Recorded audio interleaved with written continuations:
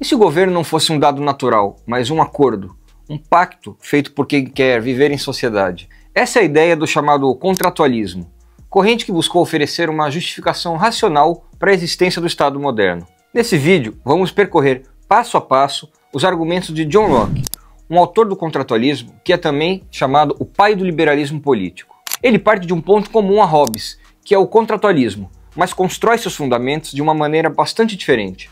Ao contrário de Hobbes, Locke parte de uma confiança maior na natureza humana e na razão humana, e constrói um argumento para governos legítimos, baseado no consentimento dos governados. O ponto de partida de Locke é o estado de natureza, mas diferente da imagem caótica de Hobbes, que entendia como um estado de guerra de todos contra todos, Locke vê um estado natural em que as pessoas são livres e iguais, regidas por uma lei natural acessível à razão. A ideia fundamental do justnaturalismo é simples. Significa acreditar que existem leis e direitos que são anteriores ao Estado. Não importa se há rei, parlamento ou constituição. Certas regras já valem simplesmente porque derivam da própria natureza humana. Locke está inserido nessa tradição. Portanto, para ele, antes mesmo de qualquer governo, já existe uma lei natural que ordena a vida em sociedade. Ela afirma que todos os seres humanos são livres e iguais, e que ninguém tem o direito de ferir a vida, a liberdade ou a propriedade do outro. É por isso que podemos falar aqui em direitos naturais. Assim, para Locke, o Estado não cria direitos, ele apenas os protege. Na prática, no estado de natureza, faltam juízes imparciais e instituições para resolver os conflitos. É daí que surge o contrato social. Esse pacto não inventa direitos, ele apenas cria um poder político capaz de protegê-los. Isso, que parece um detalhe, leva o raciocínio de Locke para conclusões bem diferentes das de Hobbes. Ora, se não é o Estado que cria os direitos, ele só os garante, posto que esses direitos são naturais, o que fazer quando o governo não cumprir corretamente essa missão?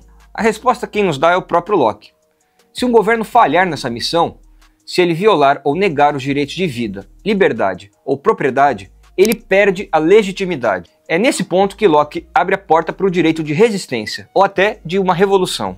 O Estado deve existir para garantir a vida, a liberdade e a propriedade. Como não poderia deixar de ser para um pensamento liberal, o poder desse Estado deve ter limites. A autoridade legislativa é central, pois faz leis em nome do povo. Mas há também funções executivas e federativas. A separação e o controle mútuo evitam o abuso. O governo é um mandato confiado, não um poder incondicional. Locke também escreveu sobre a tolerância religiosa. O governo não deve forçar crenças nem usar o poder temporal para salvar almas.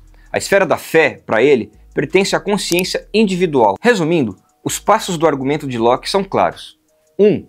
Há uma lei natural que funda direitos. 2. Pessoas têm direito natural à vida, liberdade e propriedade. 3. A propriedade nasce do trabalho. 4. Inseguranças quanto à sua efetiva garantia levam ao contrato social. 5. O governo é consentido para proteger direitos. 6. O poder é limitado e sujeito a controles. 7. Existe direito de resistência se o governo trai a confiança. 8. A tolerância é um pilar da convivência. Essas ideias moldaram o liberalismo político, influenciaram constituições, a ideia de limitação do poder e a noção moderna de direitos individuais. Trata-se de uma doutrina que, mesmo sob as mais diversas críticas, segue extremamente poderosa e influente até hoje. E você, o que acha do liberalismo político? Deixe seus comentários e até o próximo vídeo.